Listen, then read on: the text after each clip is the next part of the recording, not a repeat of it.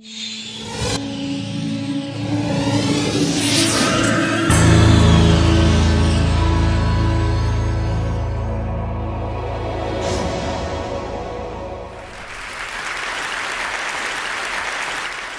is a dream of mankind to fly like a bird.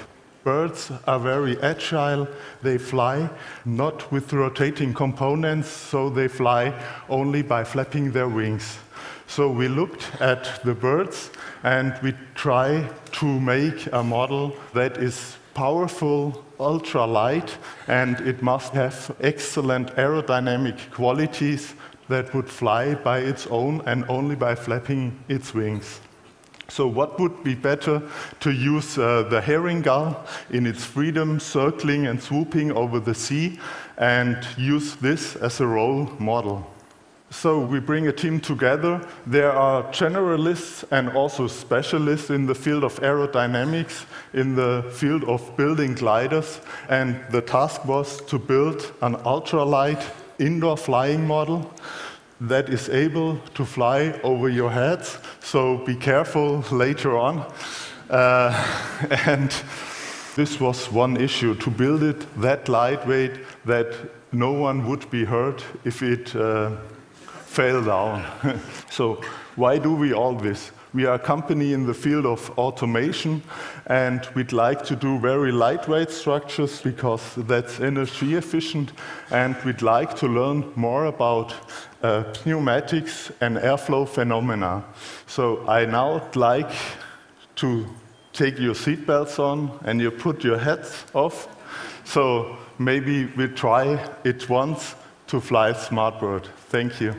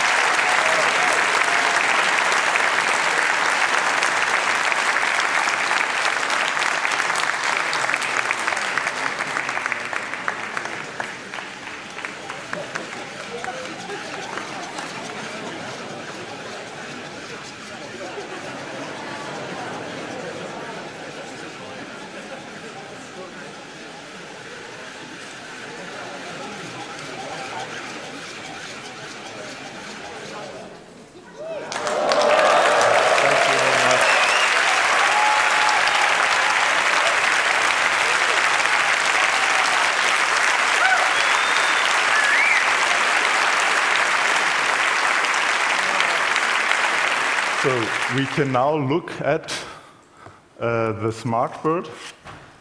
So here is one without a skin. We have a wingspan of about 2 meters. The length is 1 meter and 6, and the weight, it is only 450 grams. And it is all out of carbon fiber. In the middle we have a motor, and we also have a gear in it, and we use the gear to transfer the circulation of the motor. So within the motor we have 3 Hall sensors that we know exactly where the wing is. And if we now beat up and down, we have the possibility to fly like a bird. So if you go down, you have the large area of propulsion, and if you go up, the wings are not that large, and it is easier to get up. So the next thing we did, or the challenges we did, was to coordinate this movement. We have to turn it, go up and go down. We have a split wing. With the split wing, we get the lift at the upper wing, and we get the propulsion at the lower wing.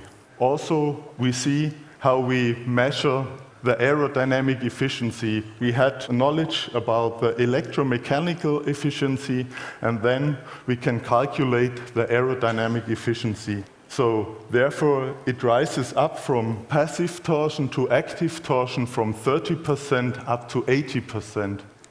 Next thing we have to do, we have to control and regulate the whole structure. Only if you control and regulate it, you will get that aerodynamic deficiency. So the overall consumption of energy is about 25 watts at takeoff and 16 to 80 watts in flight.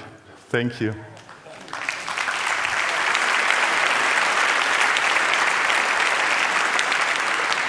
Marcos, I think that we should fly it once more. Yeah, sure. Okay.